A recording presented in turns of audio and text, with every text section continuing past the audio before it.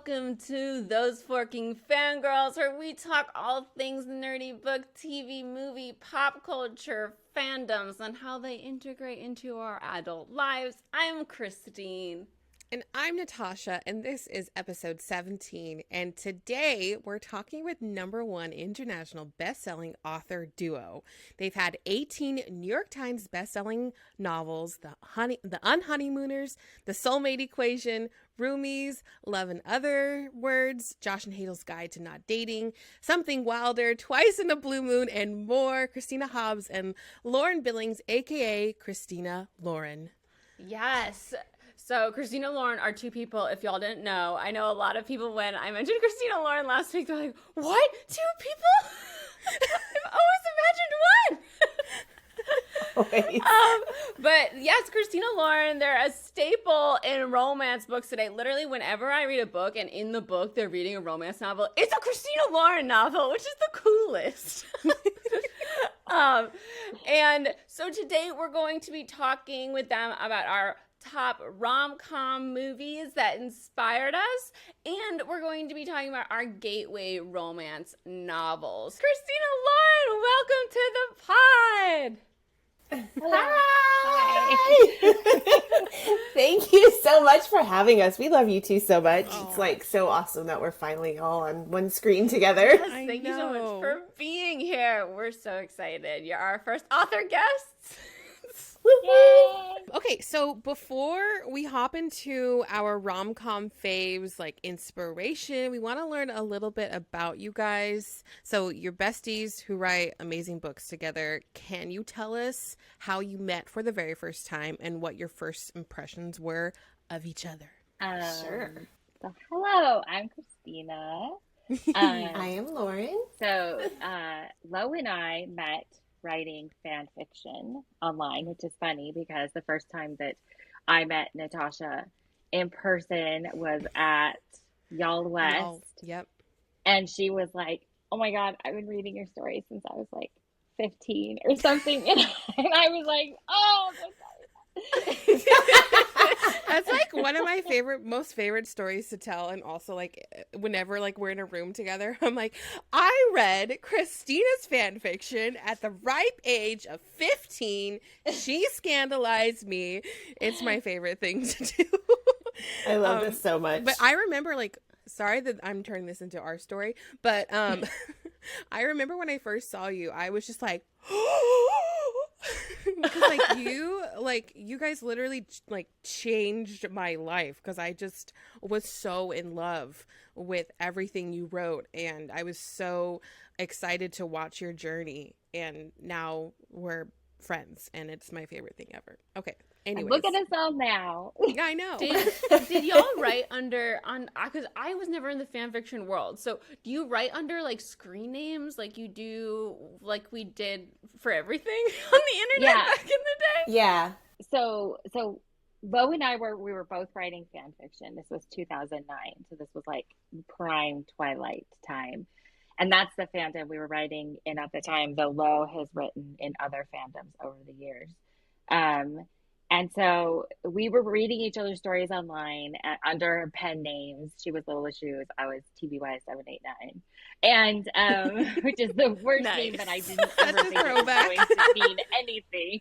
Do you know what I just realized is now when we name characters, Christina's like, I think her name should be Lipstick and he can be Lotion. Like she names things based on things on her desk. So like if she says a character's name is Jade, I'm like, were you looking at something green? Yes, so it's so funny that her like pen name was TBY789 because it was after her dog Toby, and she's like Toby 789. It was like my AOL name or something, and it came up with the 789. And so people used to be like TBY numbers is like what they used to call me. So I honestly would have put more thought into it if I knew I would still be talking about it this many years later. If you knew that you would get 10 million hits on your fan fiction. Yeah. So wait, you got 10 million hits? Yeah, and this was in the time before Wattpad when it wasn't like a page swipe was a hit. Like a hit was like a whole chapter read. That's incredible. Yeah. But I had so I was just like an idiot, just like writing stories. Like I had no idea what I was doing, And Lo was writing this like amazing canon fic. So for people who don't know, canon is like they were vampires in it. Yeah. And she said, I'm putting on a panel at San Diego Comic-Con. Would you like to come be on it? And I just like lost my mind. And so that was the first place that we ever met, which is funny because we get to see Christina and Natasha at Comic-Con once in a while. That's like usually our like yearly like flyby. We get to have dinner or something. Mm-hmm. And so we met in person. And my first impression of Lo was that she was like so cool and so smart. And it's funny because at the time, she had just found out she was pregnant and like hadn't really told anybody. And she told me. And so like her daughter now turns 13. And like that's like how we like measure our relationship, is that she had just found out she was pregnant. But I just thought she was like the coolest person I'd ever met in my entire life. So we met, we got along really well. We decided to like write a fan fiction one shot together, which is just like a little short story. And then that was fun. And so for some reason we were just like, hey, do you want to write like a book together? Like that felt really natural. Because if you've ever been in fan fiction, you know, it's just super collaborative. And so we like wrote a book together and started querying and and here we are. Look at us now. Look at you guys go. Amazing. I do Christina was in a podcast, and that's also so that was Twigasm. Twigasm. Don't say it. This is what this podcast is. This is Those Forking Fangirls. Like, we get to talk about all this stuff. Yeah, exactly. I mean, we have our fangirls. Like that is in our DNA. Our like everything we do in some way comes back to that. Well, I remember because I was so intertwined in that like fan fiction world, because that's like what I hopped into after like reading Twilight. And this probably just goes into like our discussion, but I have like these distinct memories of listening to your guys' podcast. I didn't really, because you were the first. I mean, you guys were the first ones to inspire me. That's the word. And I remember I started like a Twilight podcast, like when you guys stopped, and we were called like the Twi Nerds United, and. I have these memories of me listening to your podcast. Like, I remember I was like, I felt like I was like a 40-year-old woman, like sitting in my bath, having like a Diet Coke, listening to the podcast. In the bath? Yeah. I mean, these were early days of podcasting too. You're talking 2009, 2010, you know, like that podcasting is this huge industry now. And at the time it was sort of like, I mean, I think you guys at one point had an episode make it into the top 10 on iTunes. It's a lot of work though. So like anybody who does it, I like so much respect. It's so much work. You wouldn't think so. Yeah. But yeah, I was listening to so many Twilight podcasts back then too, but I always listened while I was like filing papers at work. I was in high school, so I mean, I was listening in in class. Wait, before we move into the discussion though, we need your side of the story, Lo. What was your first impressions?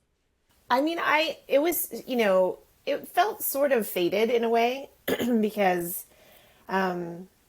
we just are such different personalities, but like in a very complimentary way. You know, I'm very methodical and organized and like just sort of like intense. And Christina, from the moment I met her, was super bubbly and fun. And actually, she fell and broke her foot on that first trip. Sorry, I don't mean just to like laugh. Bella. just walking. Just walking. Yes, she was the Bella and I was the Edward. Yeah.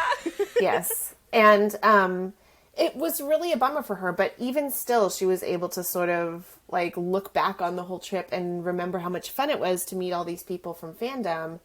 And so that when we decided to write this little one shot, you know, it was like she sort of, I don't know, I always forget that she broke her foot, and it was this horrible injury because Did you go to the hospital? because the whole trip was so much fun, you know. So I don't know, it was like kind of a whirlwind. I think everything felt really busy and crazy, and we were like, let's write this thing, and then we're like, that was really fun, let's write a book. Like, it's that easy. I think it was great in a way that we were so naive, because I think had we known what struggles would be ahead of us, we probably wouldn't have pursued it in the same way. But I'm glad that we didn't know, and I'm glad that we were just like, let's just do this thing, and it, you know, because we're here now. Yep. So It was a lot of work, don't get me wrong, but I'm glad we didn't know how much work it would be. Yeah, and that like neither one of us were like psychos.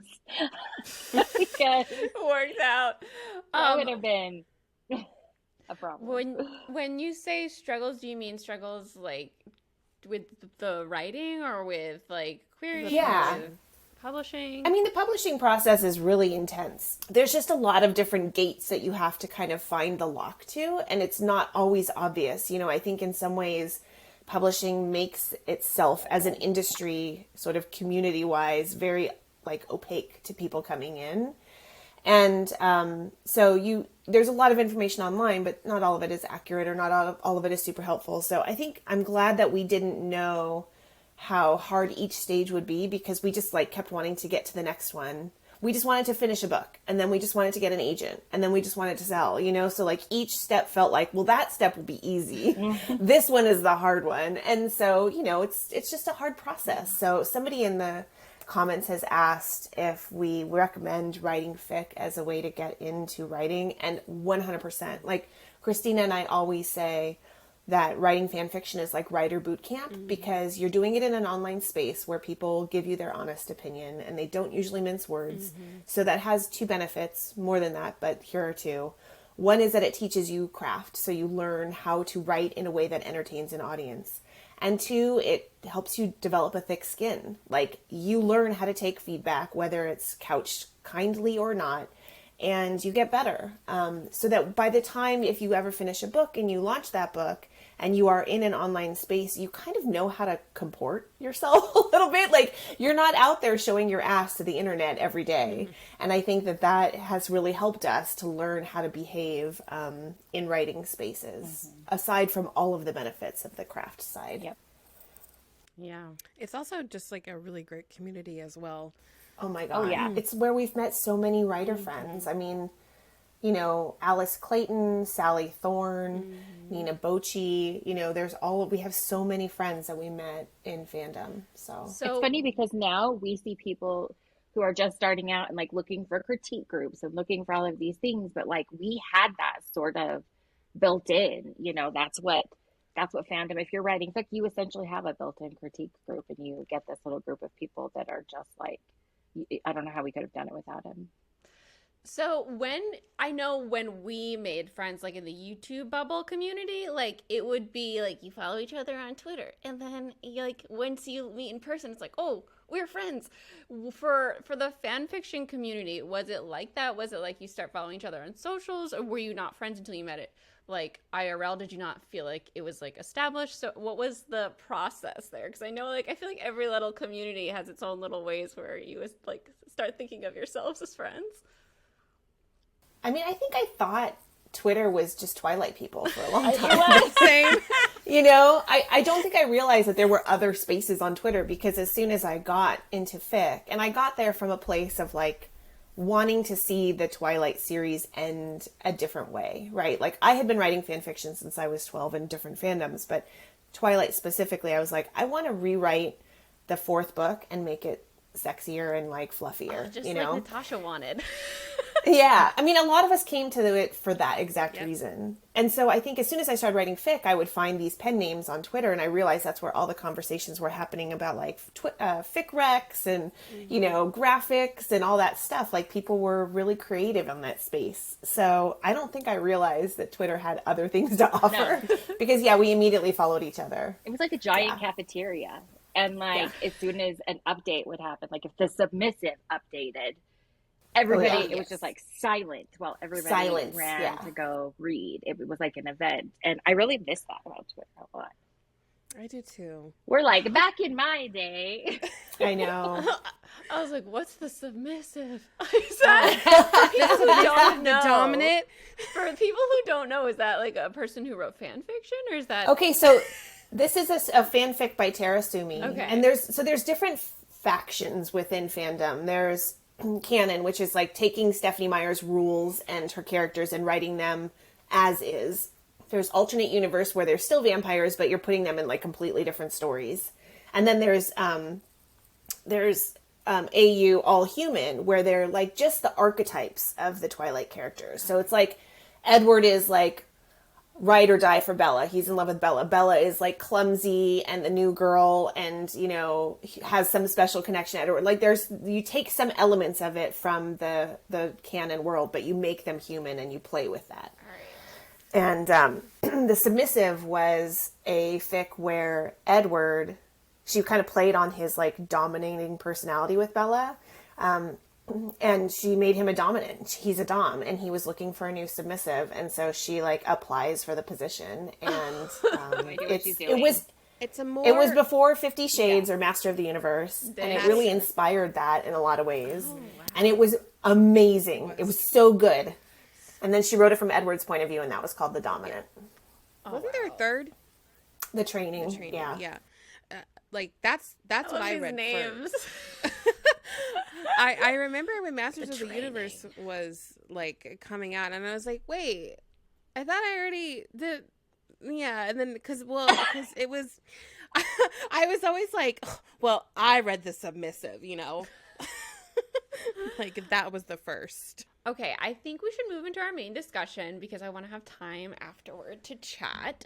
So let's open it up then with maybe our romance gateway book before we go to our favorite rom-coms here, because it kind of goes a lot. I'll start because mine was Twilight, and we start talking of Twilight.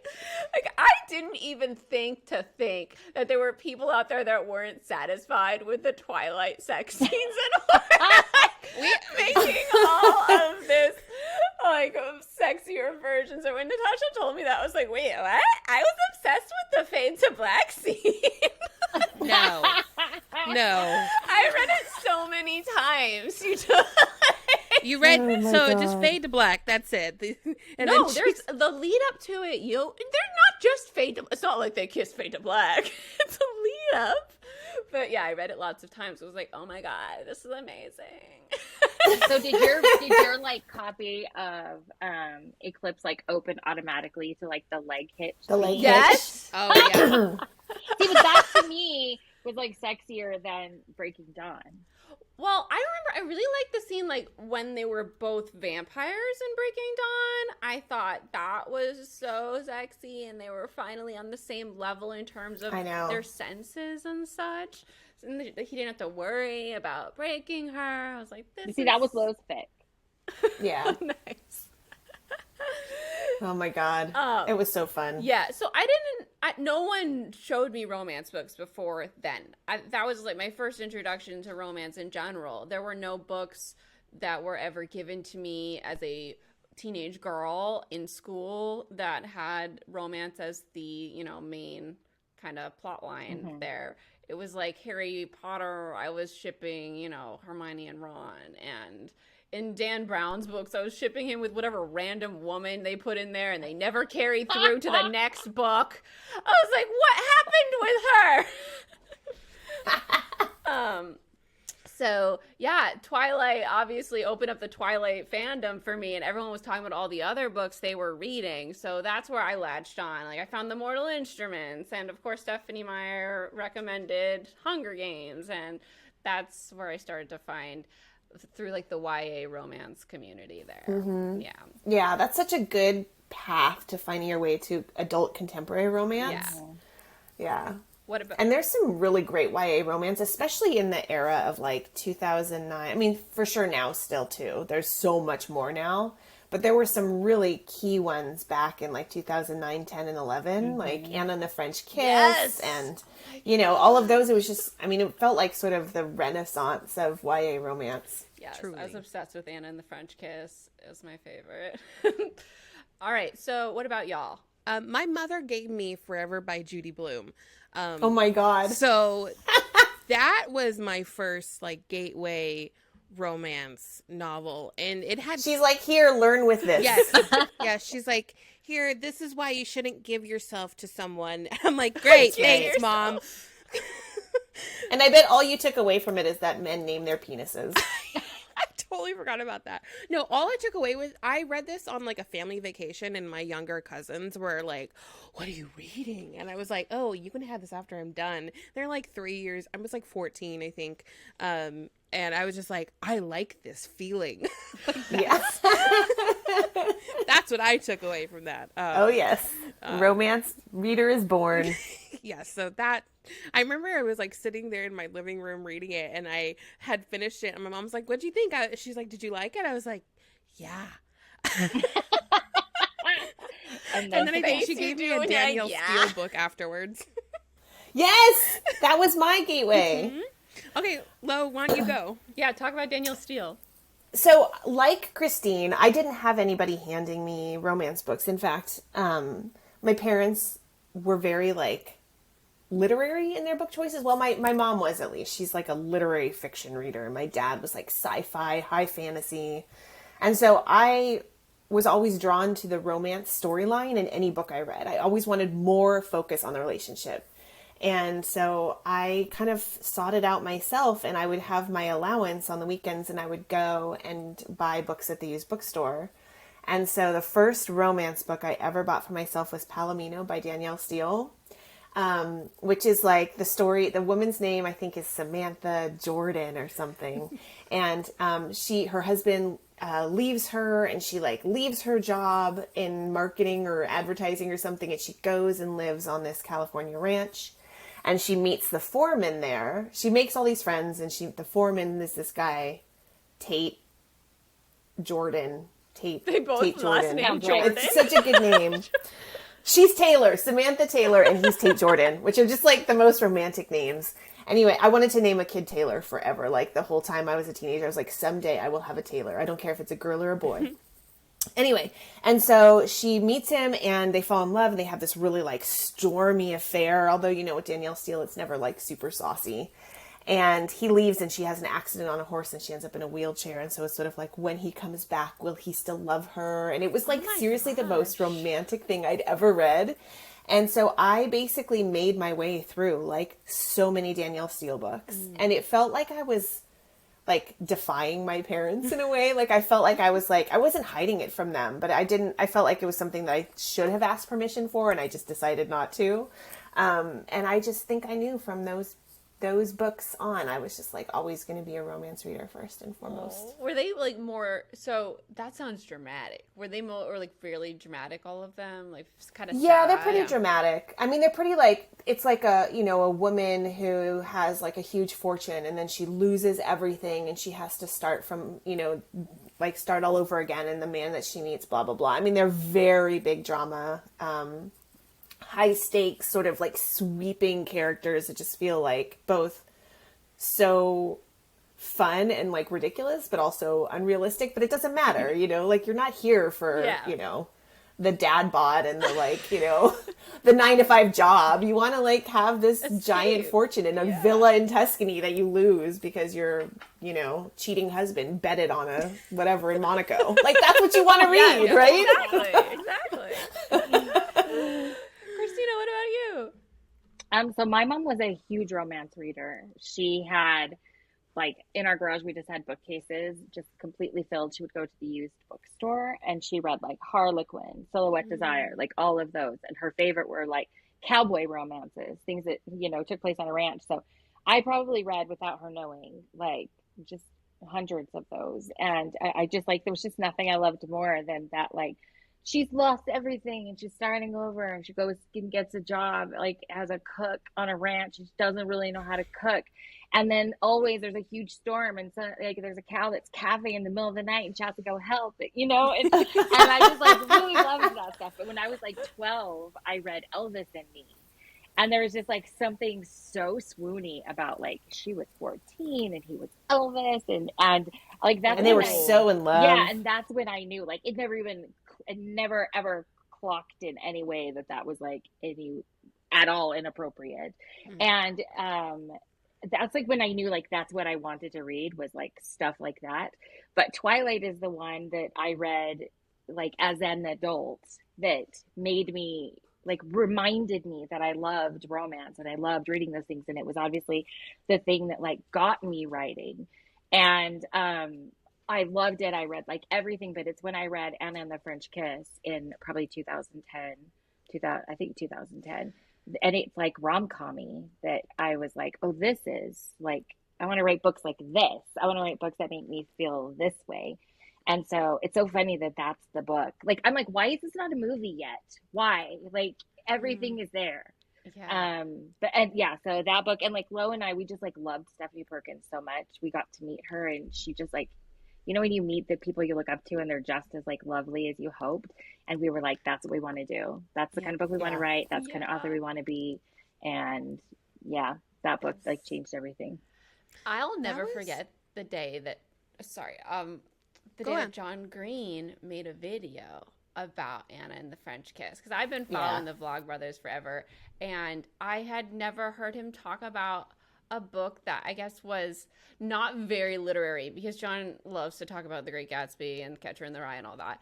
And so I immediately bought this book because I was like, Anna and the French Kiss?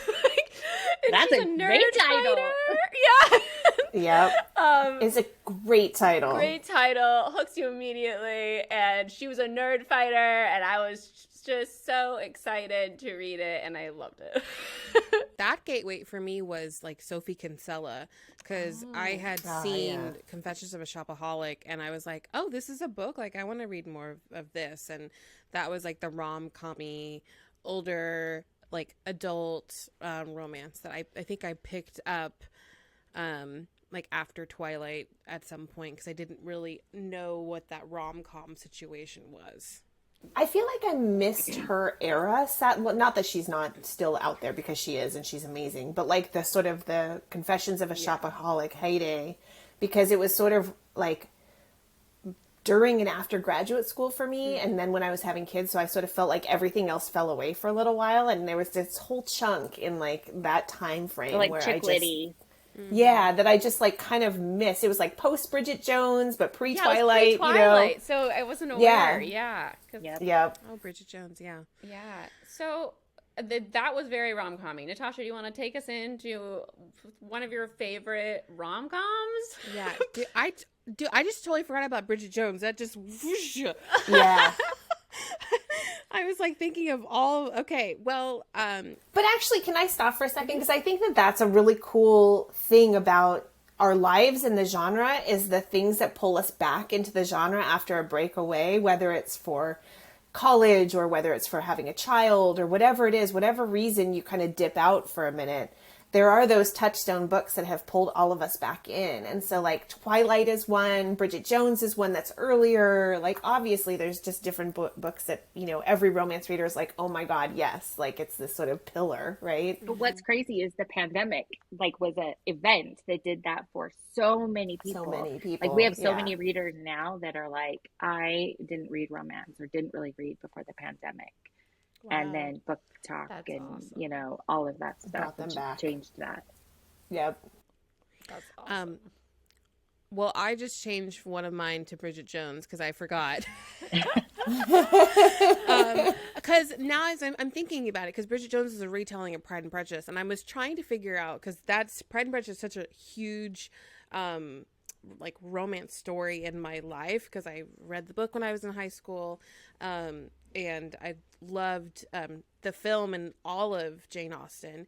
But I think it was honestly Bridget Jones that started that, because my mom had showed me Emma, and I didn't really connect with that. But then she had showed me Bridget Jones, and I thought that was hilarious, and I loved it. And of course, there's the controversial thing about Bridget Jones is the whole body image aspect of it. And watching that now, it's a tough pill to swallow.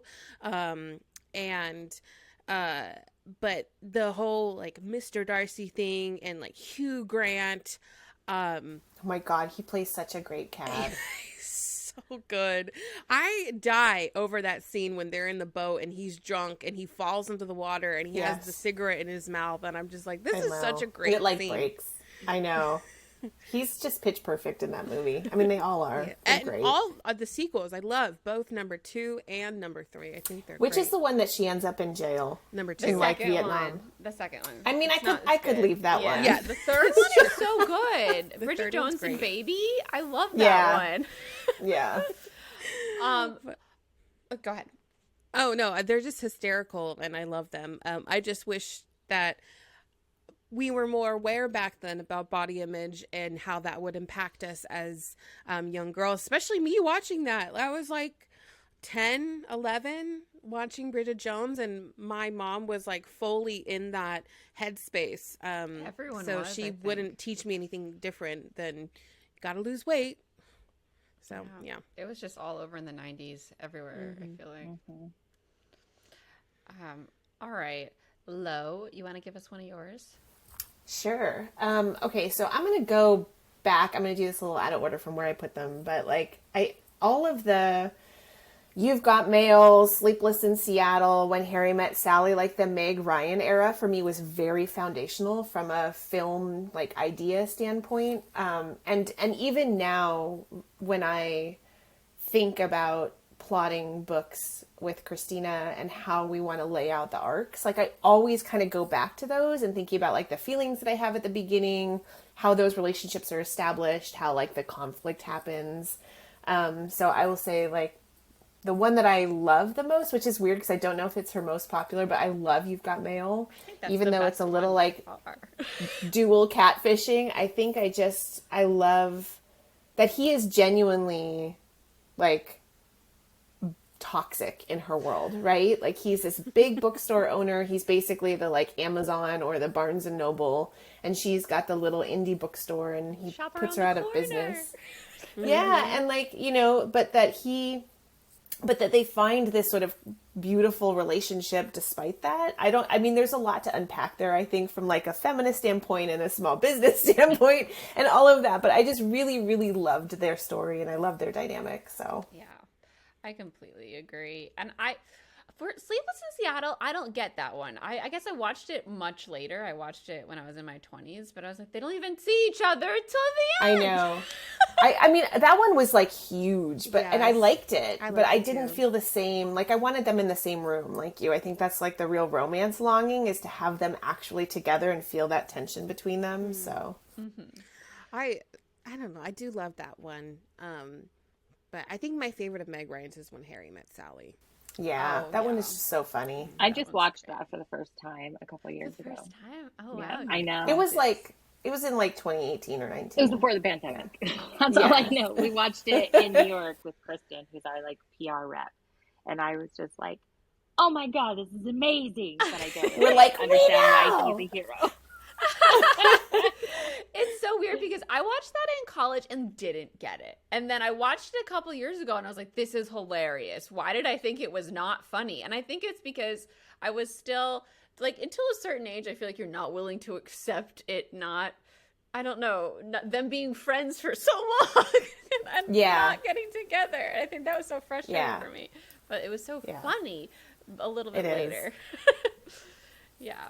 Yeah, it definitely does feel like a much more grown-up relationship. Like, you know, like the friends thing. I think the question of whether a man and a woman can really be friends was something that we played a lot with Josh and Hazel's Guide to Not Dating. And like this idea that, you know, they just like assumed they were just besties. It was almost like the other side of it where they assumed there was nothing between them. And, you know, of course there was. But it's always fun to go back to those sort of like really world-changing rom-coms and sort of see like what you can play with and what you can pull into present day. Yeah.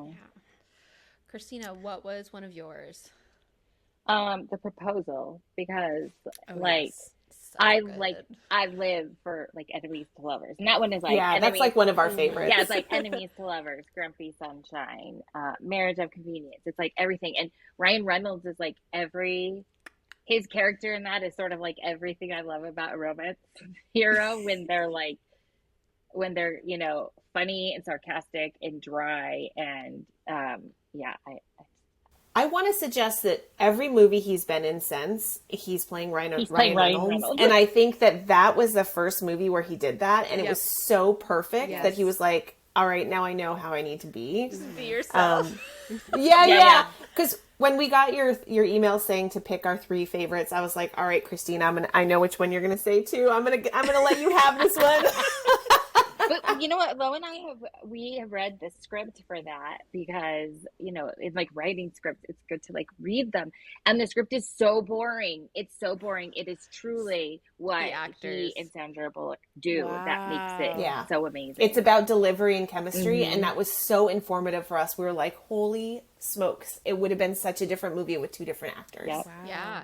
I That's was interesting. just thinking about that when I was watching How to Lose a Guy in 10 Days. I was rewatching that last night, and I was trying to figure out, why I loved it so much. Yeah. And it's really, they don't have much dialogue that's funny, except when they're like, playing tricks with each other. But in terms of like falling in love in the first night and then like afterward when they're falling in love, it's all their chemistry. Like they kind of, even at the end, she has this line that's really, really, really cheesy, like, you call my bluff, and it just works because of the actors. Yeah. And it is all about who's playing the lead roles in these movies so much. Oh my of the God. time. It's so true. I actually, so one of my other choices is Long Shot. That has Charlize Theron and Seth Rogen. I've seen that one. Not a couple Oh you my would God. imagine in a rom-com. And It is, so they are the most unlikely couple. And on paper, you would look at that and be like, that does not make sense. There's no universe in which Seth Rogen could land a Charlize Theron character, or like, right? oh, of course the derpy guy gets Charlize. Yes. Yeah. Or like it would make you mad that like no like comparably, frumpy woman would end up as the romantic heroine, Is this right? the president one? Yes. Yes. Okay, I've Yes. seen this. Yeah. And here's the thing, they lean into him being like everything that Seth Rogen is. Yeah. And they still show and make you understand why she would fall for him specifically. And their relationship is actually so genuine. And also this movie is laugh out loud funny. There's a scene where he falls down the stairs. And I swear to God, I have watched just that scene like probably 500 times. Like every time I'm like bummed out or sad, I like put that scene on and it makes me laugh. It's just like, but again, like you're saying, it worked because of them. Yeah. It's like perfect for them. Yeah, I know. And it's when you read a book, you're looking for like all that like fun dialogue that connects them. And it's so different with a film. It's all about the chemistry. And you want to see them fall in love in both cases, but the way it happens in book and film is really different. We can't lean on like montages and like glances across rooms and, those things that you can do in a film that you can't do in a book, but it can still like inspire you, Yes, for sure. All right, I'm going to drop one of mine. Miss Congeniality is I feel like the I don't know if you'd even call it a rom. It's an action rom-com. Is that Benjamin Bratt and Sandra Bullock? Yeah. Yes. Okay. Yes. I was obsessed with this movie. I've watched Me it a too. gajillion million times. It's like the one I go back to when when you like need inspiration to just like write something. I always watch a movie and it's always like one of my core, and Miss Congeniality is one of those. It's so funny. Obviously I love Sandra Bullock. I love The Proposal. I think she's just perfect in everything. She's great. I love Yeah. Everything comedic. She has such great And it has like timing. actual plots. Yes. There's Like so they're the trying to stakes are find the bad high. guy. Yeah. Yes. And I love all of the, female friendships that she forms that are like unlikely. And I love just, I've always like I think when I saw it, I don't know when it came out. It was like the early 2000s, maybe 2001, 2002. So I was like 12, 11, 13. And I just always wanted to be just like her. I wanted to sing. I wanted to do her like solar flex instep nose grind. Like, so she has bad. a really good emotional arc too. Yes. Because she starts out like hating everything about it and stuff, and by the end. Yes, really I love changed. I love the good coming into your own arcs Yep. thing. Yeah, that's She does that really well, actually. She does that really well in Heat, too, which is like the buddy comedy with Melissa McCarthy. that And that is one of my favorite Sandra Bullock movies. Again, it is so funny. Like, it is like sitting alone watching it laugh out loud funny. And it's the same thing where she kind of starts as this stiff, like, she's the grumpy. Yes. Yep. Yeah, And she just like learns, and I love it. She's so great at that. she is very good at it. That movie made me love the color lavender. Because that that first dress she comes out in with her Oh, like, Miss dark hair. Congeniality. Yeah, I was just like, holy moly, that color is everything for her. And I was like, that color works for me too. And she was Miss New Jersey, and I was like, I'm from New Jersey. Represent. All right, where are we? Natasha, give us another one. Okay, so I was trying to think back to like the 1980s romances, and someone has Romancing the Stone on their list. I was like, okay, I'm not gonna put that on my list. My mom showed me Working Girl, and I actually just oh my god, I can't believe I didn't mention that one. Oh yeah, you do love that one. I just rewatched it last night, and I showed like my best friend the movie. She a little bit ruined it for me because it is a very misogynistic movie, and we're pitting women together. Does it 100%? It doesn't hold up very well. But I think but their romance, their chemistry is so unbelievable. Okay, so it's Melanie Griffith. If people who don't know who Melanie Griffith is, she's Tippi Hedren's daughter, who was in Psycho, and the actress who dies in the first like scene in Psycho, the stabbing. and then she's Dakota Johnson's mom, with Don Johnson, and they're so similar. Christina, did you know this? You look very astounded. No, I did know this. I was just trying to think. Yeah. And then we have Harrison Ford and Sigourney Weaver in this film. And what? Oh my god, Sigourney Weaver is so awful. I love her so much. And so, what this movie did for me was, one, I never had really seen a movie where we're seeing someone in the workforce. And my mom was like, oh yeah, this was me like in the 80s. And, you know, I was more like Sigourney Weaver style, not so much Melanie Griffith. And the whole premise of the movie is that she's trying to work her way up the ladder. She's gone to college. She's trying to get out of like Long Island type of situation, and wants she's to in be this like seriously. totally toxic relationship with Alec Baldwin. Yes, yeah, Alec it's terrible. Baldwin was in that movie. Yeah. Yes. I'm not steak. You can't just order me. No memory of that. And the whole fantasy is, so her boss is Sigourney Weaver, and she breaks her leg in a skiing accident. She just like goes off the side of the mountain. It's hilarious. And she kind of has to take over her life, and she finds out that Sigourney was kind of taking her idea and making it her own. So she's like, no way, I'm gonna make this is happening for me. And so she gives a whole makeover, but she does it herself, and she gains this confidence, and then she kind of starts this like romance with Harrison Ford, but she doesn't know who he is at first, and that whole thing is just great. And then they meet in the office, and they're like, oh, kind of like a Grey's Anatomy situation, except they don't sleep together. And the whole just fantasy of her making her life the way she wants it, and then having all of these things fall into place at the way that she had wanted, even though she has to experience some embarrassment and low points. I just love this film, and it really just inspired me to want that type of like go-getter life. I love that. It's such a good movie. I could see that it wouldn't hold up in some ways. Like, I don't love in hindsight that they pitted Sigourney Weaver and Melanie Johnson against each other. It could have been like, you know, that could have been done really differently. And Melanie Griffith in that is such a sex pot. It's almost over the top, but like, that's sort of who she was. That's who she played. Mm-hmm. So she was really playing to type. Mm-hmm. But their chemistry is so good. And the way that they like fall for each other is so convincing and just like awesome. I really, good call. I'm so glad that you remembered that one. And one of my favorite like little tidbits about this is that in the second 50 Shades, I think it's 50 Shades Darker, the last little lines that Melanie says in Working Girl is like, I don't want you to get me coffee. Like, if you're going to get coffee, like, that's fine. You can get it for me, blah, blah, blah. And we can work everything out together. Talking to like her assistant. And Dakota Johnson says the same lines in 50 Shades Darker. And I was like, oh my gosh, my heart. Wow. Yeah. I love that whole 80s genre of like rom-coms that like happened in New York Do you know what I mean? Because there's like that one, like Romancing the Stone. Has anybody seen Tootsie? Yes, I love Tootsie. I'd love to. I don't know how well it would like. I've never looked at it through the lens of like, could this be redone or anything? But I freaking love that movie. I could have put that one down. Christine, you're muted.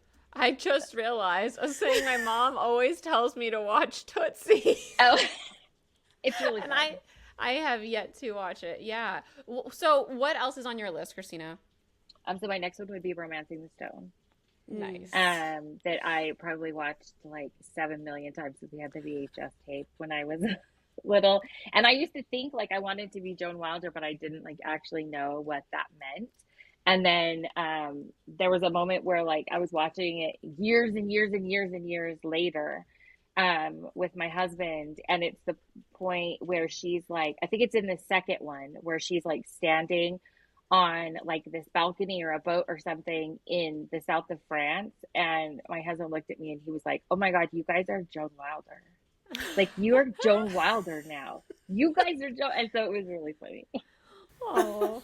But I just like, I love those movies that like have like this adventure and, you know, all of these things. So when we wrote Something Wilder, that was sort of our like love letter to romance. I love Wait, Something did Wilder. you name it Something It's Wilder so because fun. her name is Joan Wilder? Yeah. Yeah, I so was Lily just Wilder. thinking that as you said it. I was like, her last name was Wilder? Yeah, it was an homage. And there's a To moment Joan Wilder, where he Lily says Wilder. like the Lily Wilder.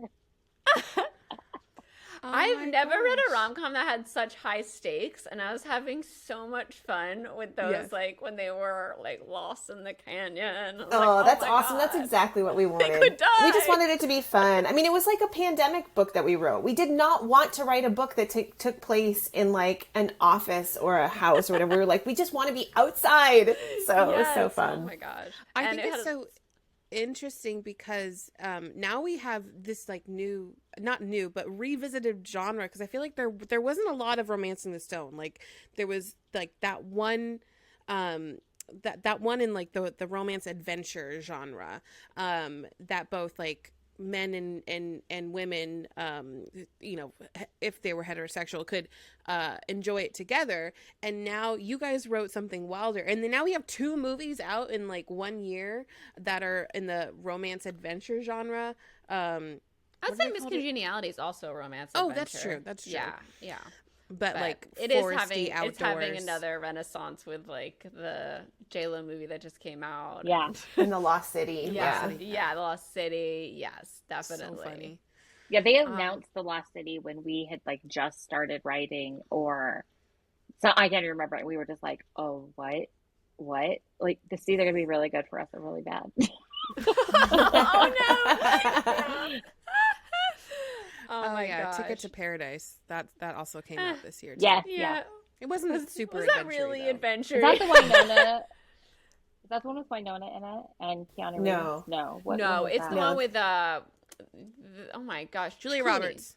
Oh, okay. Julie George Roberts and Clooney. George Clooney, right? George Clooney. Yeah. Yeah, I I haven't thought it seen was that going to one. be much more rom-com-y than it was. Me too.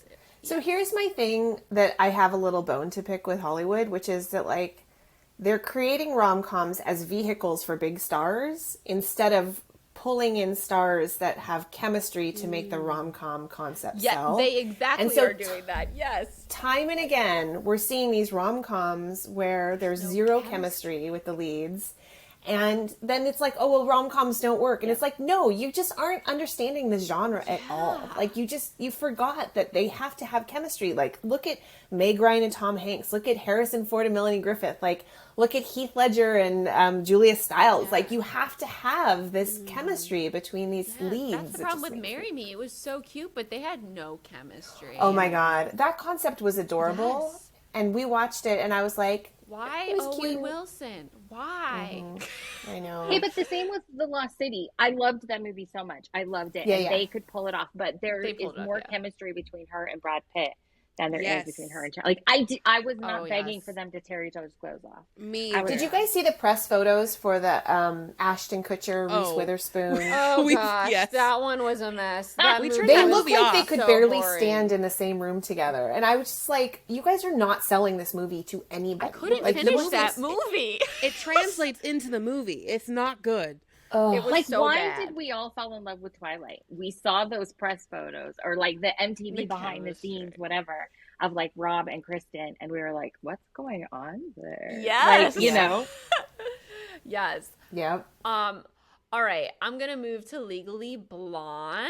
Yes, I love that one. Yes. Oh my gosh. I love like a self-confidence journey, and Legally Blonde, being a blonde girl in like the 2000s, everyone would typecast me as a person as stupid because that was the thing in the early 2000s. Blonde people are dumb, and they took that and turned it on its head, and I finally felt like, I don't know, some sort Vindicated. of vindication. Yes. But it still holds up, I feel like. It does. It's so fun and it's so empowering. That montage, when she's like on the treadmill reading. Yep. Oh my God, it gets me every time. I'm like, yeah, bitch. You were doing Also, it. like, Jennifer Coolidge is so Oh, great yeah. in that. Oh my God, Like, I the just bend felt. and snap. Yes. oh my God, I totally So- forgot she was even in that. Yep. Oh my gosh. She's so good. Manicurist lady. Oh my gosh. It's just, it's great. I don't know about the chemistry between her and the Luke other Wilson? Luke Wilson. Luke Wilson. I mean, it's The Wilson brothers. there enough. Natasha. Yeah.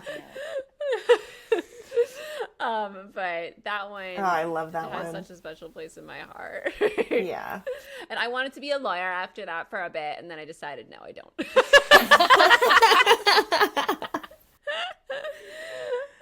All right, who's up here? Natasha, are we back around? Yes, so my last one would be Win a Date with Tad Hamilton. Have you guys seen this movie? Yeah. I've seen Okay. it. Don't remember it much. This was like, I was a little bit older and I was like more about like, oh, that boy is cute. This is with Kate Bosworth, Josh Duhamel, Oh, right. Jennifer Goodwin is in it as the best friend, and then Topher Grace. Topher Grace. yes. Yes. Well I done. like that And- name. God, why do I need that in here? So this, I love this because I have always been obsessed with celebrities and the whole fantasy that she wins a sweepstakes to go on a date with Tad Hamilton. She's from like a small little town. That fueled me because I have just like an ever burning heart for Adam Driver, Henry Cavill, and I'm like, oh, if this would happen to me. And Did you What? dream about it happening with Robert Pattinson? Because I Oh, did all the yes, time. yes. Like, I'll This meet is him what in I a wanted to coffee happen shop. with Rob. We're gonna date. yes. Yes, Abby Kellen Letts as well. And also this movie is absolutely hysterical. Topher Grace is so funny, and I'm at the end of the movie. I'm not. Should I spoil it? I don't know. It's been out for like I don't 20 years. remember. It's fine. I'm gonna rewatch it, but Great you can period spoil it. over. Well, she gets on a plane to like go off and have this adventure with the actor, and I'm like, yes, go! And then she decides that she's in love with Topher Grace, and then goes back and Oh my and- gosh, she does. That's yeah, cute. and I'm like, come on. You're going to have this small life for such a long time. Just go Yeah. live the big life for a bit and then come back. Yeah. Oh. He'd still take you back. He understands. He's a nice It's Tad Topher Hamilton. Grace. Lo, what's That's your cute. last The wish one? fulfillment is fun. Okay, my last one, I was really trying to choose between Clueless and 10 Things I Hate About You, because for both of them, for me, is like, I love a good retelling. I love a retelling that like brings, the story into, and you don't always realize that it's a retelling, right? So Clueless would be a retelling of Emma, and 10 Things I Hate About You is a retelling of Taming of the Shrew. But I just love it so much because she really is a dick. And like, he is so, but like in a great like way, but she is, even to like a feminist, like a self-proclaimed feminist myself, I'd be like, calm down. You know what I mean? Berkeley Lowe It's is gonna like, be all okay. Yeah. Like, you're good. But, and he's just so, I mean, it was like peak Heath Ledger adorableness. And, Boy. I don't know. I really love that one. It's one of those that I can put on and have in the background while I'm working. And it just like, honestly, feels like a comfort movie. So, I was too I just young watched when this I last week.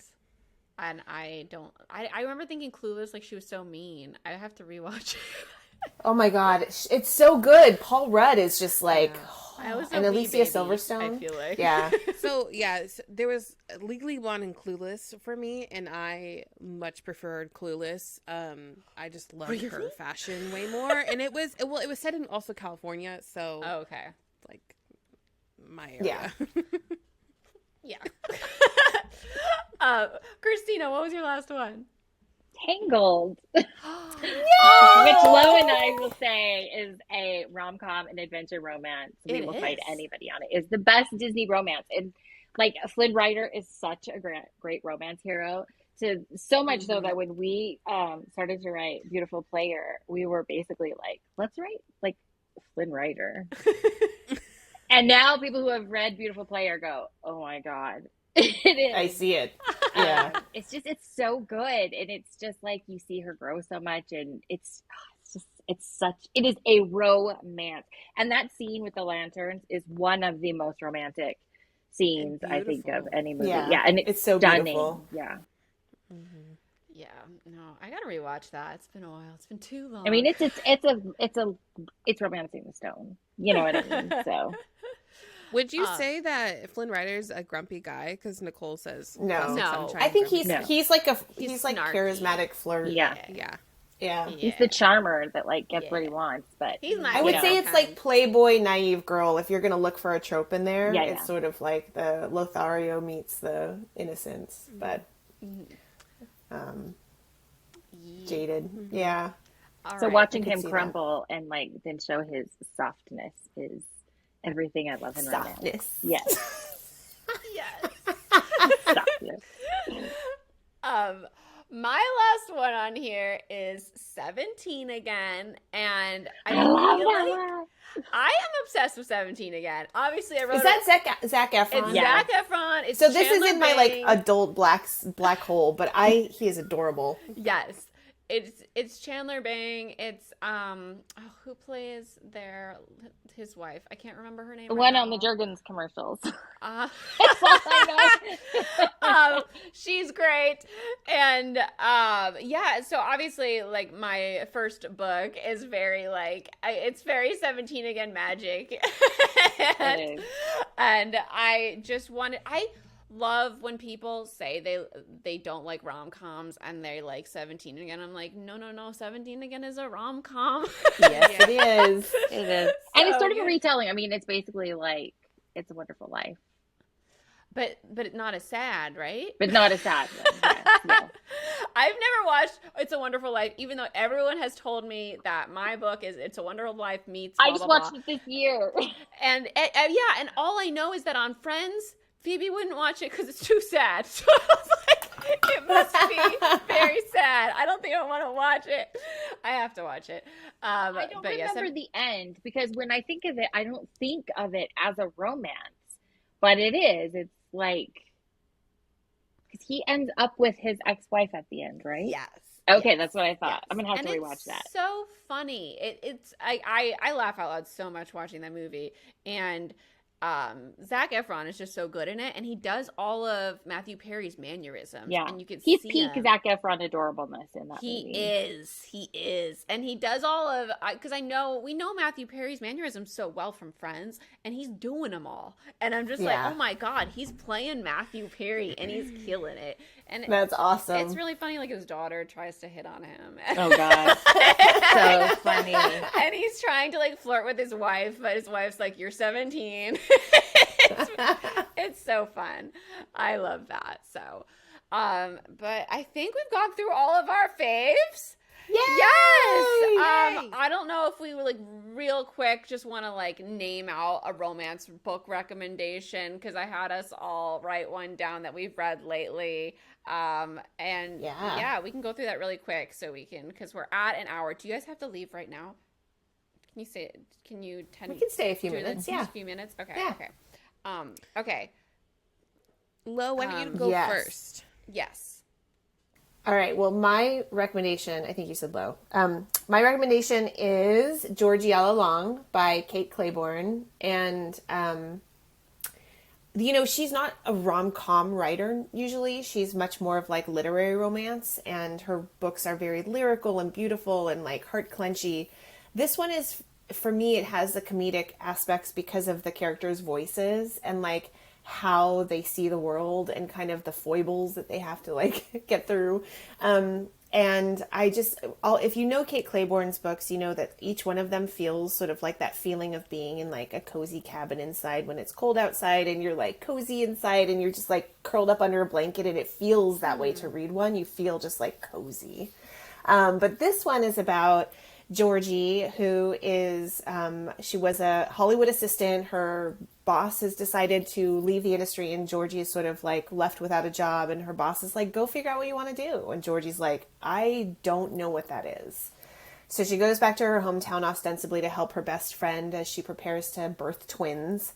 And, Georgie in her hometown was kind of like seen as this local flaky kid. She's the daughter of the town weirdos. Like, she has all of this baggage that gets dragged along with her that she doesn't necessarily relate to anymore. And so it's really the story of like how Georgie figures out how to connect with her past self in ways that she really wants to still, and how to kind of be an adult in this space where she was never really allowed to be anything but Georgie.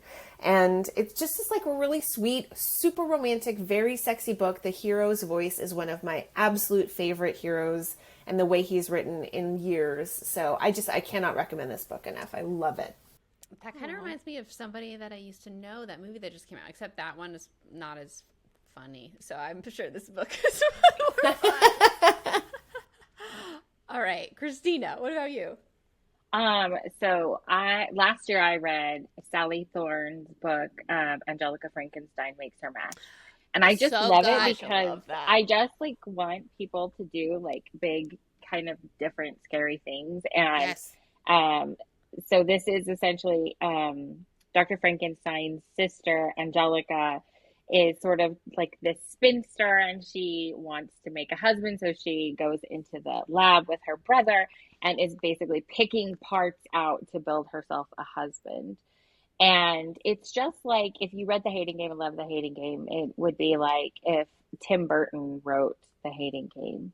And it's just kind of like darkly funny and atmospheric and written in this voice that only Sally has. And I just really loved it.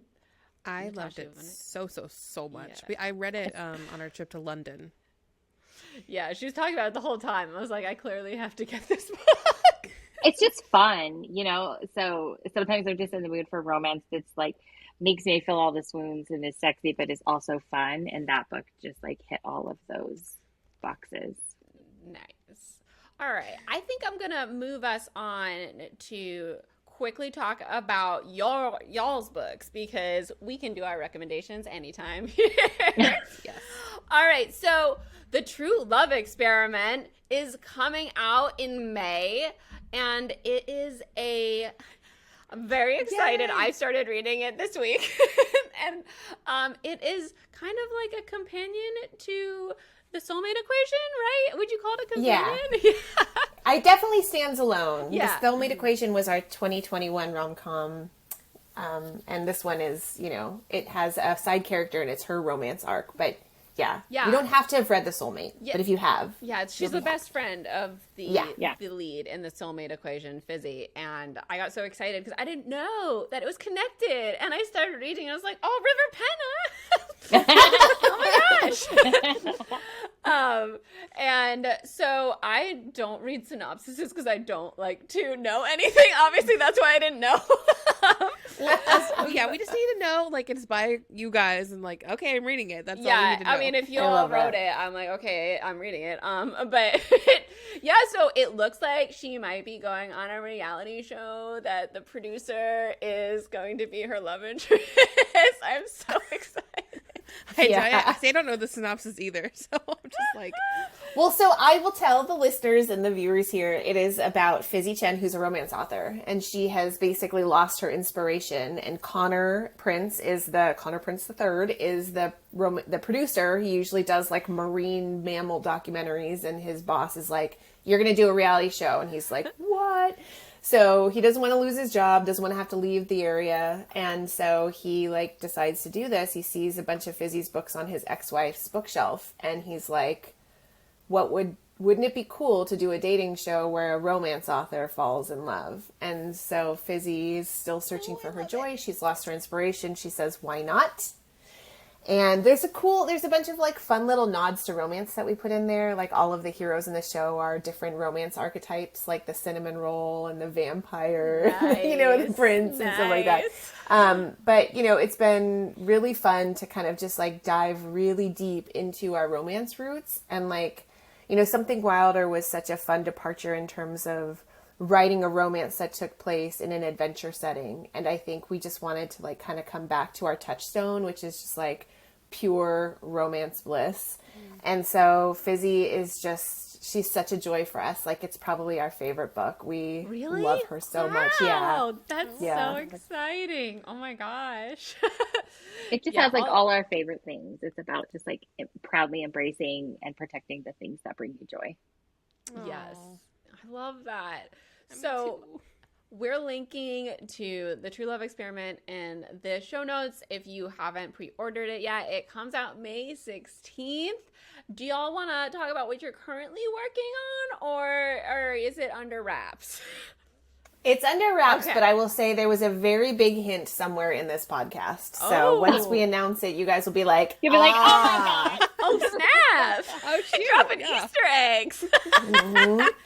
Well, we're so excited, and I'm so excited to finish the book now. It's your favorite. Oh my god! I think it's my favorite grand gesture that we've ever written. Like the ending, like the last half of this book, I just feel like, I mean, the first half is, of course, I'm very proud, but the last half of this book, I feel like is just like romance, just like it's our best pure ending ever. Oh my gosh, I'm so excited. Wait, real quick, before this book, what was your favorite of your books?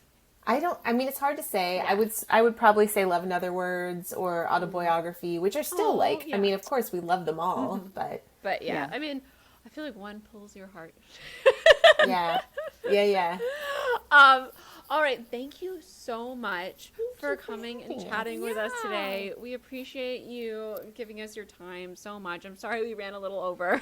Oh my God, no, this was so fun. It was so good to see your guys' faces, and we just love you so much. You do. Thank you for inviting us. So much. We love you. Thank you. Okay, well, bye. Bye.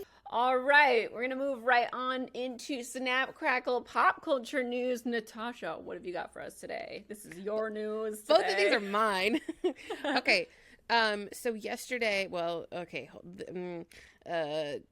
last week, they dropped the news that a new Lord of the Rings movie is potentially happening at New Line Cinema. So this is going to be outside of the Rings of Power show.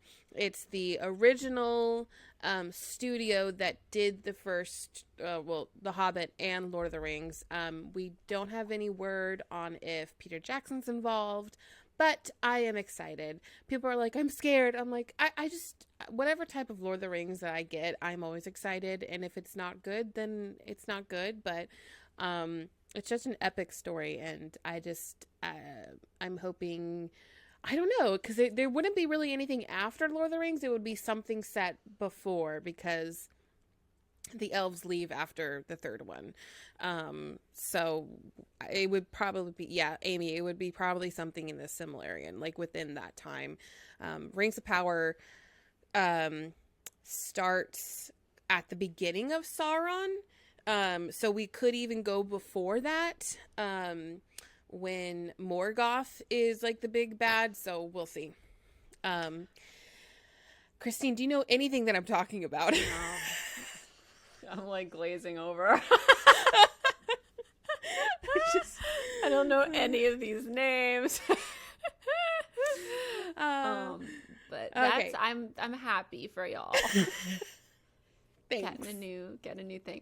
I'm kind of excited about the Steve Rogers play because I thought it was so entertaining in Hawkeye. Yes. So the Steve Rogers the Musical is coming to Disneyland. So I don't. This did is I ever a show Broadway play in Hawkeye in the background that's happening. That Yes. sounds so funny. So they actually, like, at D23, they actually had a live performance of that song that they play at the very end. Yeah. It's the and- story of the Avengers, the first movie. Mm-hmm. Well, it follows Steve. So, like, how so it follows him, I think. And then we bring in all the Avengers. But it's going to be a one-act play at the Hyperion Theater. So the Hyperion Theater housed the Aladdin musical and then the Frozen musical. And I don't remember Aladdin. I think it was too young. But Frozen was exceptional. It was so good. Exceptional. Did you ever see it? Or I did. we I get- saw it with you on your Oh, birthday. yeah. Oh, that's right. Mhm. And yeah, so they're Good. bringing It was that short, though. it is short. So memory. it's a one act play. And I don't know how much we're gonna get of the whole Rogers play, but I It'll think be it's fun, probably, though, because we have no Rogers play before this. I know. I'm very excited. And there's been nothing at the Hyperion Theater since. And that's one of my favorite things to do, especially being See like a an show. annual pass holder, is just to go sit and watch the show. And then they change the cast all the time, so you never know what you're going to get. Yeah. Life's like a box of chocolates. All right. Cool. I'm excited about that one. Let's move right on into what right now, though. Ooh. Woo! All right. What are you reading this week? I finished Lady Midnight, and I filled this in for you. I saw that. I was like, wait. Because I called Christine, obviously, after I finished it. I finished Lady Midnight, which was so good, and I have a lot of feelings. And then There are so many. started Lord of Shadows. I kind of just skimmed the top of it, so I haven't really like gotten into it yet. All right. Very cool. I have not been reading that much this week because I've been trying to write. But when I have been reading, it's been The True Love Experiment by Christina Lauren, which is their release that's coming out in May. Pre-order it now. The link is in the description. They will talk about it more in our interview coming up. I'm going to put a timestamp for when their interview starts in the show notes. So if you don't want to hear anything more about what we're talking about here, you can skip ahead. But yeah, I'm enjoying it so far, but I'm only like 4 chapters in. But it seems like our lead character, who is a romance author. I love reading about writers. She's a romance author. They want her to go on a reality show and basically be like the Bachelorette because they want a romance author to fall in love. And it's kind of a companion novel to The Soulmate Equation, where there is a scientific formula to find a match on this app called Perfect Match. I forget what it's called. Anyway, there's this app that uses science. You have to give a blood sample, and there's markers in your DNA that they figured out scientifically makes you more compatible with a person. So you get like a percentage match, like a 99% match, a 50% match with whoever is in their system. And so they're thinking they're going to bring people into this house to be, you know, the Bachelorette house for her. And they're going to all be based on their scores with her on this app.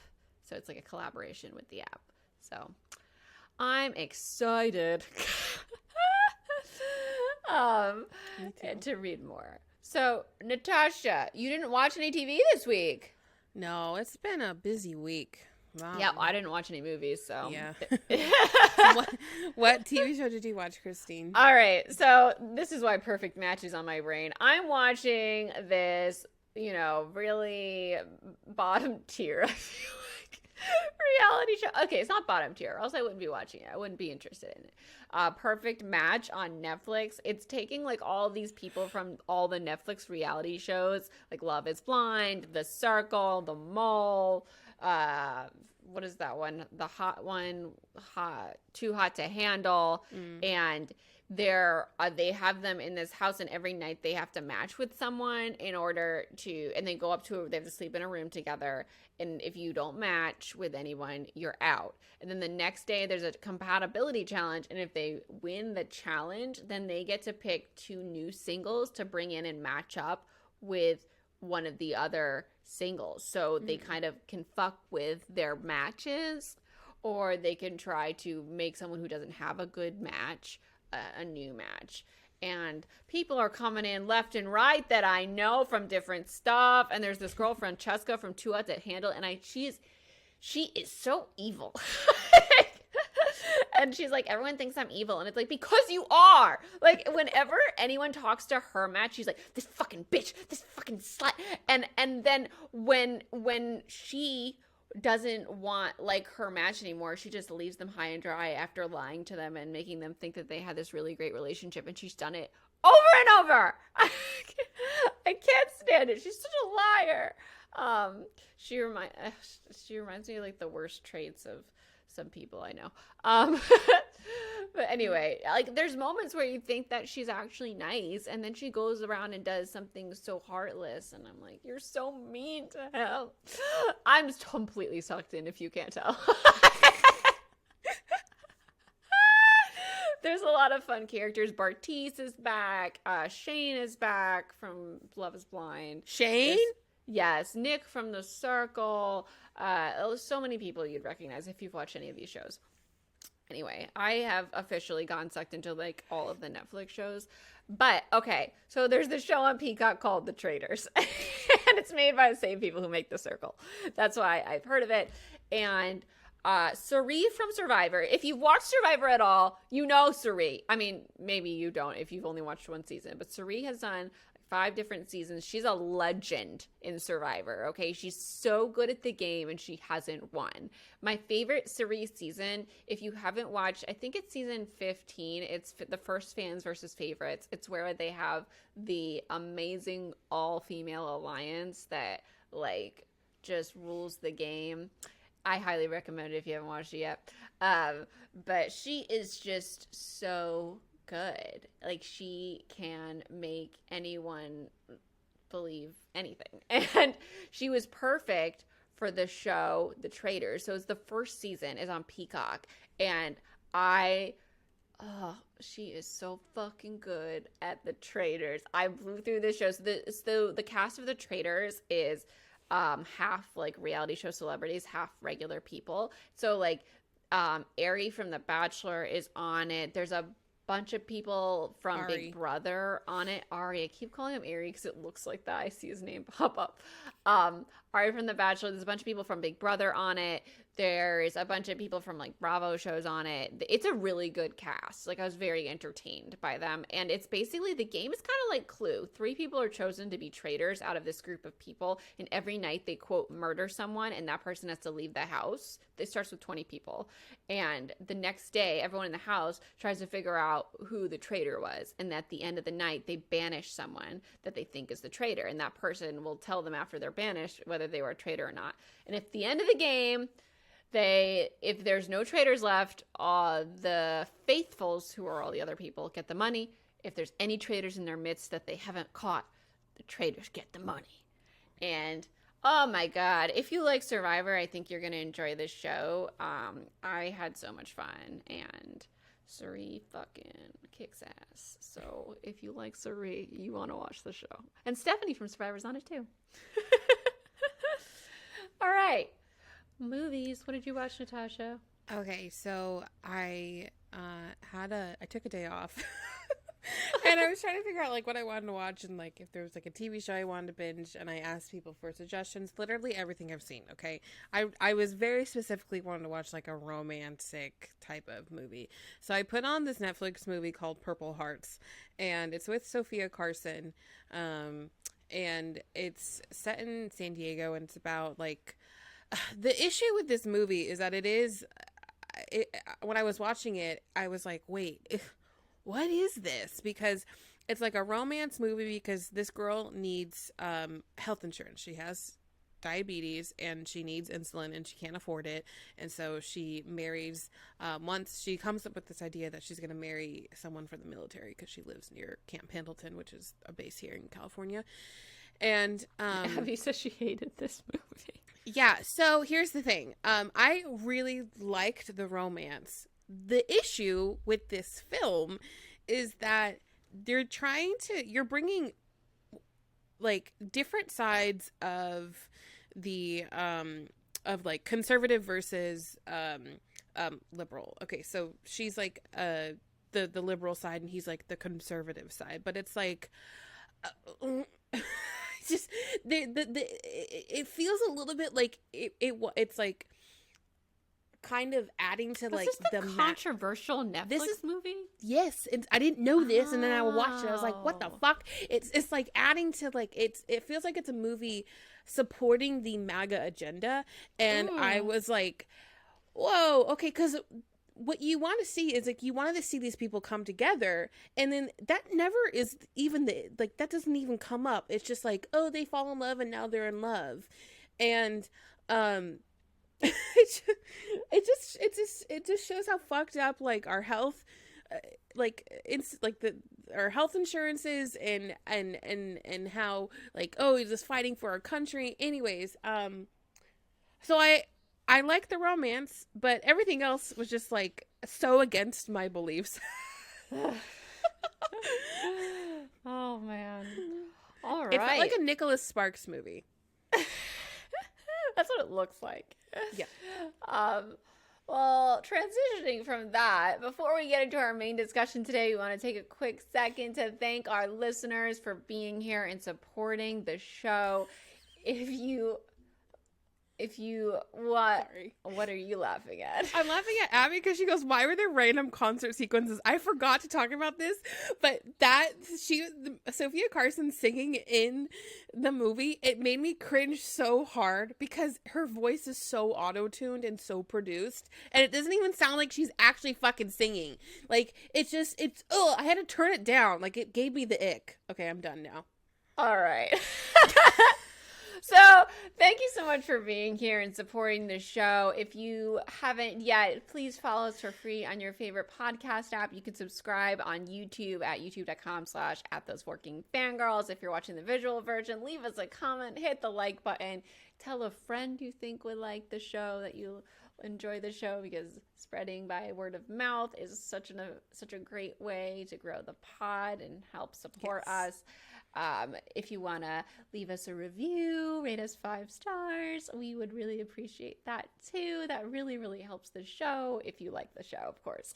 And if you want to support the show in an even bigger way, we have a Patreon. We have 3 different tiers. On the $5 tier, Team Jacob is our extra half an hour more personal show, Fangirl Tea Time, that we love doing every week.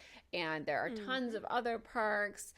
And Team Edward, our $10 tier, or Team Polis Bananas is where you have the perk of filling out being on the show, and you can fill out a form to like be on the show.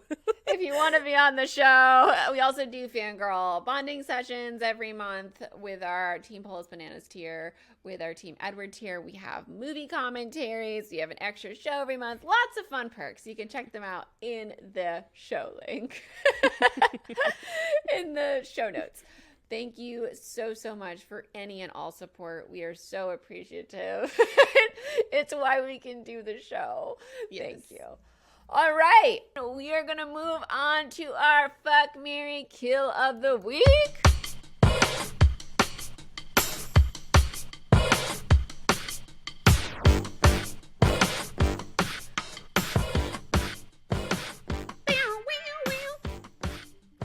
Okay, I picked it this week, and theming to our rom-com situation, I picked some of our top actresses in the rom-com category. So we have Julia Roberts, Sandra Bullock, and Reese Witherspoon.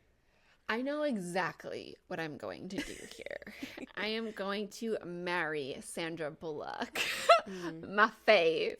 I am going to kiss Reese Witherspoon, and I am going to cliff Julia Roberts. I am sorry, but I vibe better with the other two. What about you? I think I am going to marry Sandra Bullock.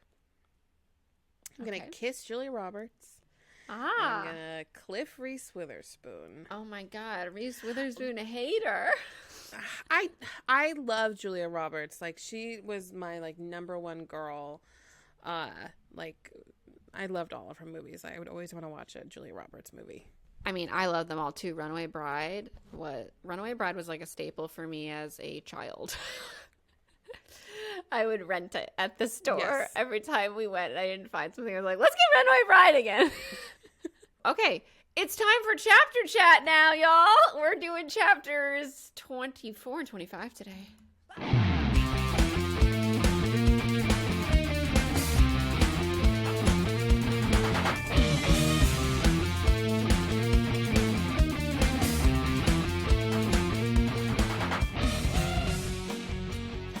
All right.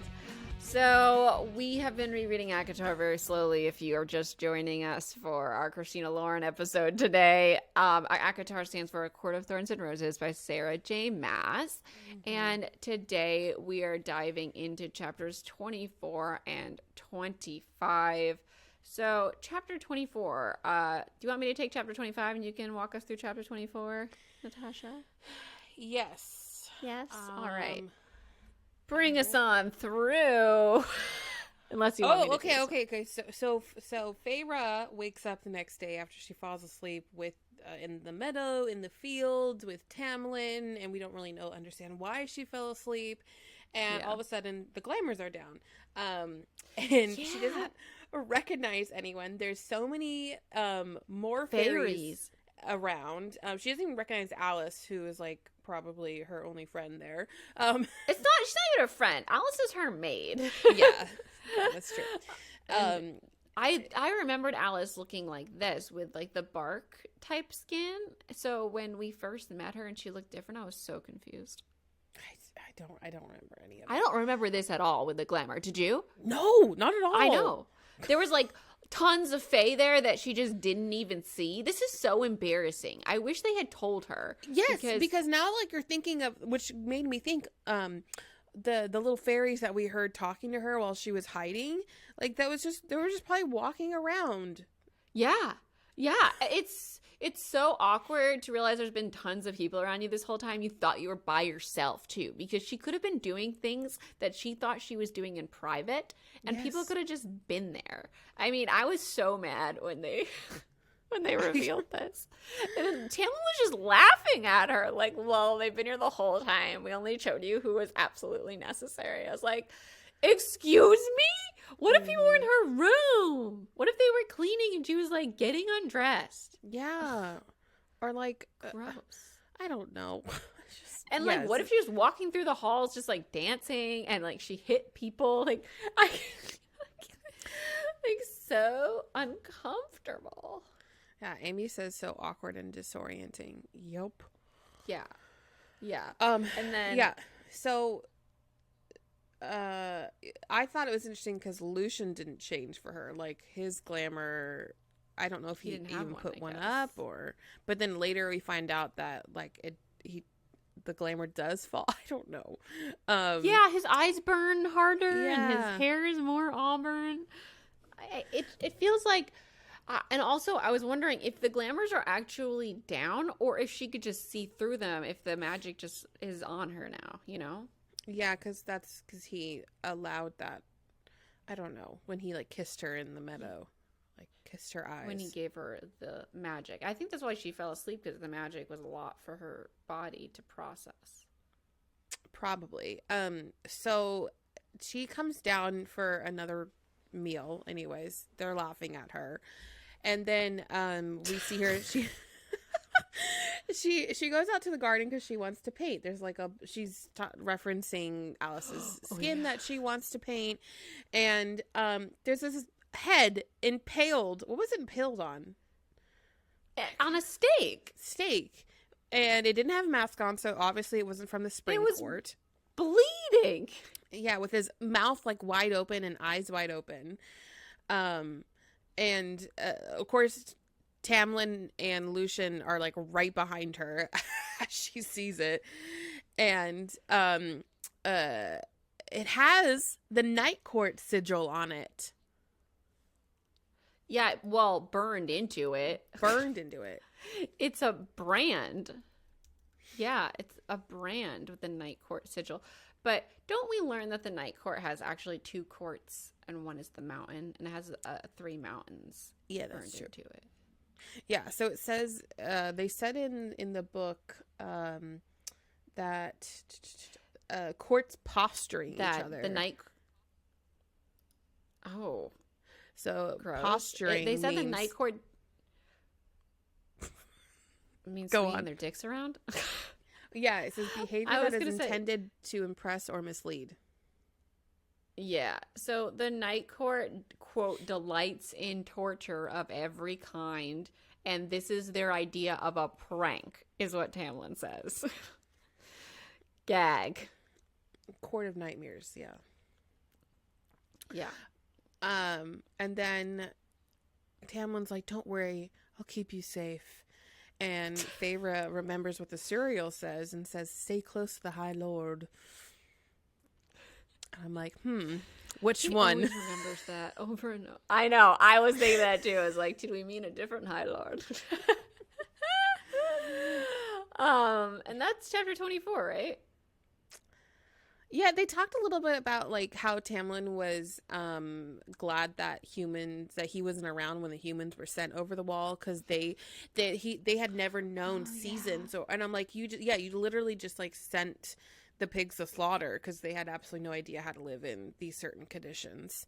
And then and Feyre was like, oh well, maybe that's why he's so awkward, because he's never been around humans before. And gives him like this excuse.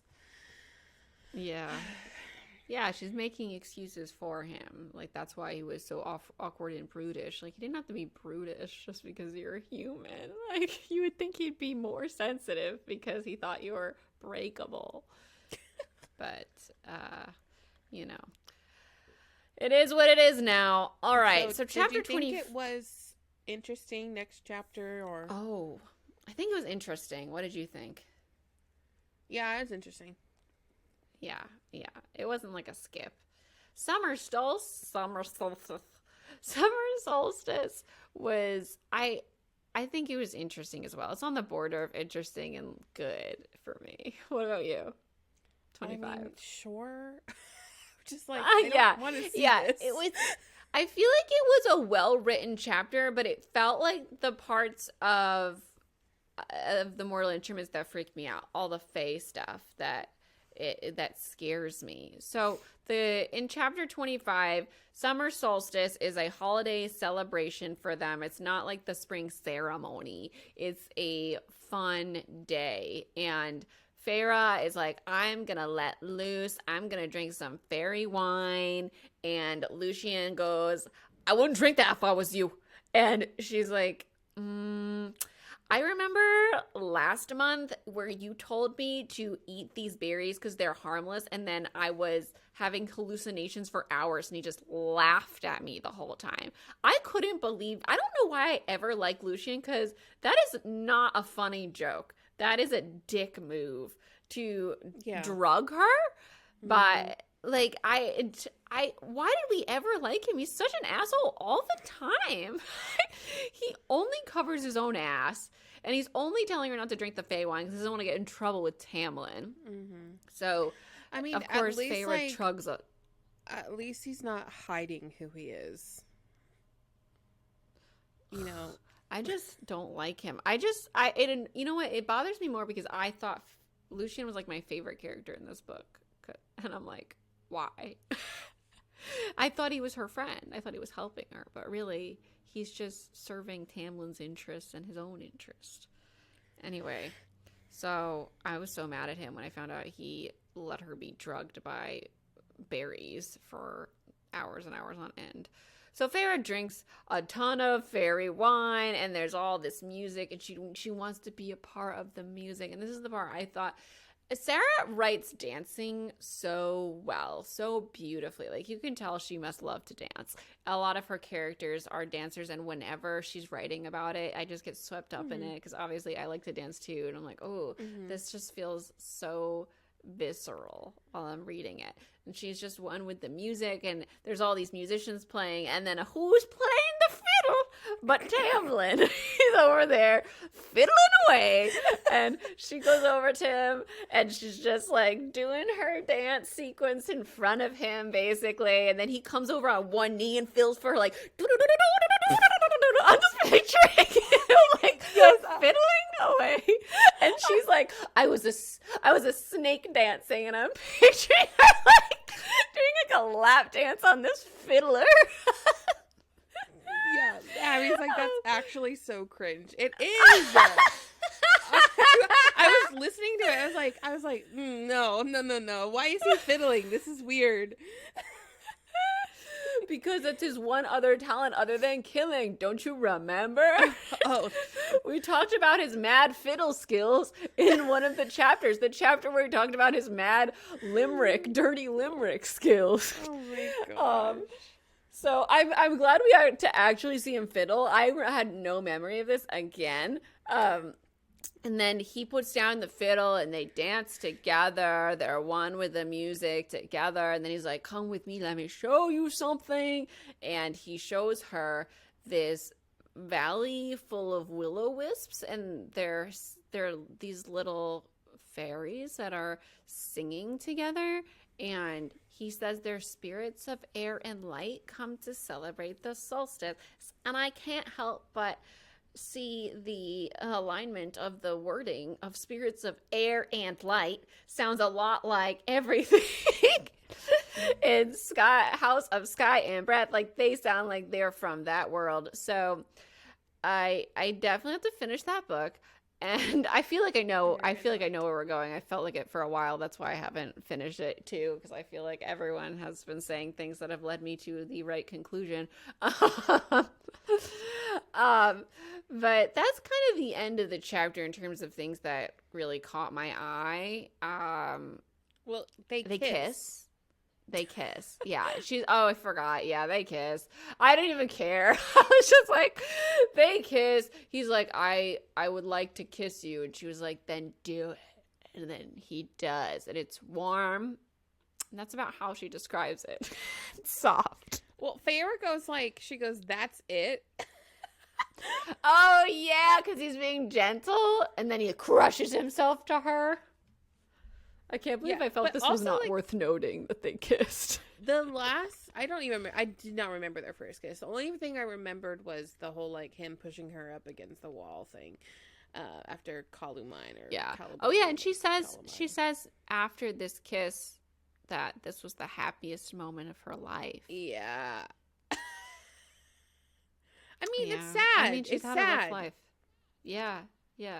She's had a really rough time of it, so it makes sense. And of course, she's swept up in Tamlin's charming aspects right now. It hasn't hit her what her situation's like. It does creep up on her, obviously.